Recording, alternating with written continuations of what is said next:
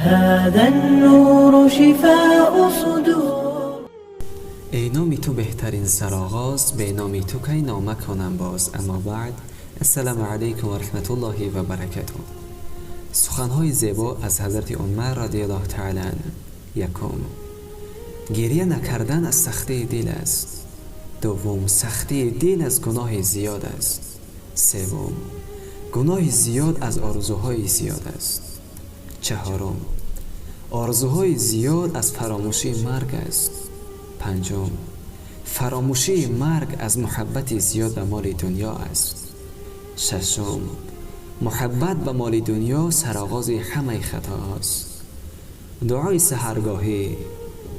حضرت موسی علیه السلام به خداوند مناجات کرد که خدایا، من کدام وقت دعا کنم که قبول شود؟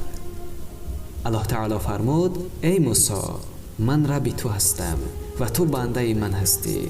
هر وقت که دعا کنی قبول میکنم. حضرت موسی علیه السلام اصرار کرد که وقتش را تعیین نما. فرمود در تاریکی شب دعا کن که وقت مخصوصی قبول دعاست. روایت کنند که روز رسول اکرم صلی الله علیه و سلم همراه صحابگان نشسته حدیث از دوست داشتن دنیا نمودند. غیر از تمامه بن زید همه صحابگان گریه کردند. سمامه رضی الله تعالی عنه گفت ای رسول الله صلی الله علیه و سلم، دل من سخت شده است. رسول اکرم صلی الله علیه و سلم دست مبارک خود را و دل سمامه نهادن گفت بیرون شو ای دشمن خدا، یعنی ای شیطان از دل او دور شو. آنگاه سمامه رضی الله تعالی عنه به گریه در آمدند.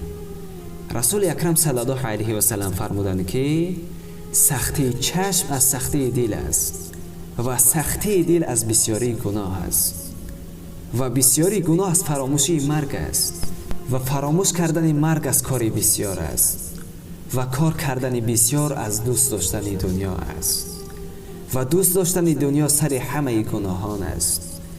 الها به حرمت رسول اکرم صلی الله علیه و سلم به همه بندگان مؤمن و مؤمنات توفیق برپا داشتن سنت حضرت سید المرسلین را ارزانی داشته از دوست داشتن دنیا پناه ده. آمین یا رب العالمین. السلام علیکم و رحمت الله و برکاته.